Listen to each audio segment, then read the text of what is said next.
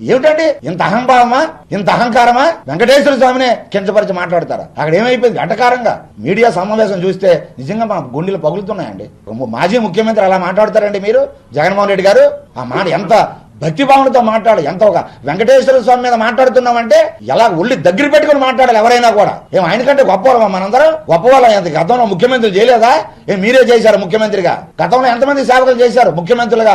ప్రధానులు కూడా వచ్చి స్వామి దగ్గర సాగిలు పడుతున్నారు. మీరెంతండి? ఎలా మాట్లాడాలి? వెంకటేశ్వర స్వామి కోసం మాట్లాడితే ఒళ్ళు దగ్గర పెట్టుకుని మాట్లాడాలి. ఎంత వినయమగా మాట్లాడాలి, ఎంత భక్తి తత్పరతో మాట్లాడాలి. ఈ రోజు మేము ఉన్నామంటే ఒక చర్చికి మా హిందువులు పిలిచినా, ఒక మసీదుకి పిలిచినా వారి మనోభావాలు గౌరవించి వినమ్రతతో వెళ్తాం. మేము ఓ చర్చికి వెళ్ళినా, మసీదుకి వెళ్ళినా మేము వాళ్ళ మనోభావాలను గౌరవిస్తాం. అన్ని మతాలని మేము ప్రేమిస్తాం. మీకేదో సమభావన వైసీపీ నాయకులకు కానీ, వైసీపీ పాలనలో ఉండేటువంటి పరిపాలించిన మాజీ ముఖ్యమంత్రి జగన్మోహన్ రెడ్డి గారి మీకు ఎక్కడంటే సమదృష్టి ఎప్పుడు చూపించారండి? ఏ రోజు మీకు చూపించారు చెప్పండి? కాబట్టి ఇది చాలా తప్పండి. హైకోర్టు కూడా ముట్టికాయలు పెట్టినా కూడా మీకు బుద్ధి రాకపోతే ఇక వెంకటేశ్వర స్వామి కూడా మిమ్మల్ని క్షమించడు.